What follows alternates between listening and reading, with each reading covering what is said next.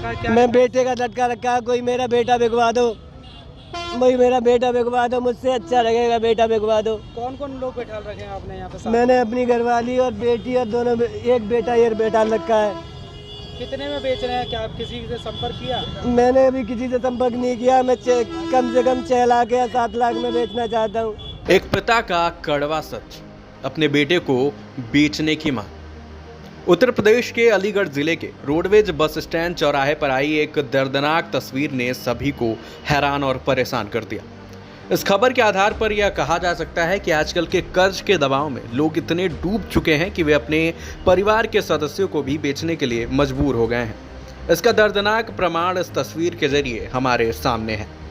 इस खबर के अनुसार इस मामले का मुख्य पात्र राजकुमार नामक एक पिता है, जो कर्ज के बोझ तले दबा हुआ है और अपने दिल के टुकड़े अपने बेटे को 6 से 8 लाख रुपए में बेचने के लिए मजबूर हो गया है।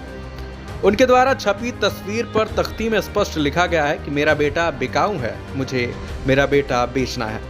राजकुमार का कहना है कि उनके साथ धोखाधड़ी हुई है, जिसके परिणाम स्वरूप वह कर्जदार बन गए हैं और अब वे अपने परिवार का पालन पोषण भी नहीं कर पा रहे हैं। इस दुखद स्थिति में राजकुमार ने अपने बेटे को बेचने का ऐलान किया है, जो हर कोई सुनकर चौंक गया है। इस मामले में पुलिस की भी भूमिका है और लोगों के मन में सवाल उठ रहे हैं कि पुलिस क्यों इस मामले में कार्रवाई नहीं कर रही है।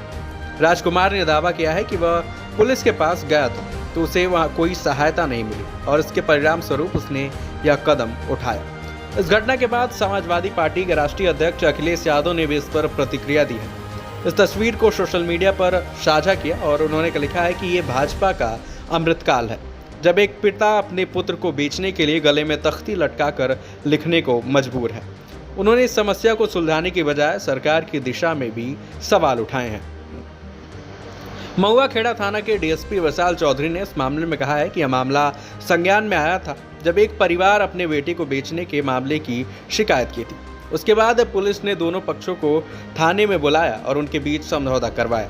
इस घटना के संबंध में सरकारी अधिकारियों और पुलिस की तरफ से अब तक कोई भी आधिकारिक बयान नहीं आया है, लेकिन लोगों के बीच इस घटना को लेकर चिंता और आलोचना बढ़ रही है।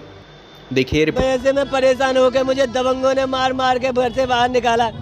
मेरी टिर्री चिल्ली मजदूरी पे मैं किराए पे टिर्री चलाता था, अपने बच्चों का पेट पालना करता था। वो टिर्री चिल्ली दबंगों ने मुझसे रोज टॉर्चर करते। मैंने थोड़ा थोड़ा करके उनको देने की कोशिश करी, लेकिन उन्होंने लिया नहीं। आज मुझसे 21 तारीख को 4 बजे शाम को मेरी चिर्री छीनी है और उसी तारीख में मेरी रिपोर्ट लगी हुई है। वहाँ मेरी कोई सुनवाई नहीं हुई। 6 दिन से लगातार भाग रहा हूँ थाने में, महुआ के थाने में मेरी कोई रिपोर्ट नहीं, कोई सुनवाई नहीं हुई।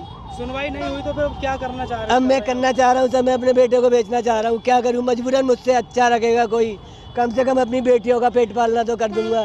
कितना बड़ा बेटा है आपका? बेटा है, ये रहा मेरा बेटा, 11 साल का तकरीबन।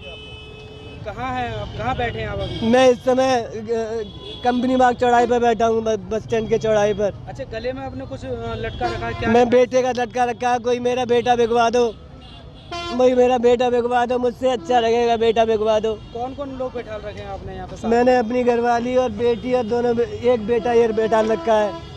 कितने में बेच रहे हैं? क्या आप किसी से संपर्क किया? मैंने अभी किसी से संपर्क नहीं किया। मैं कम से कम 6 लाख या 7 लाख में बेचना चाहता हूँ।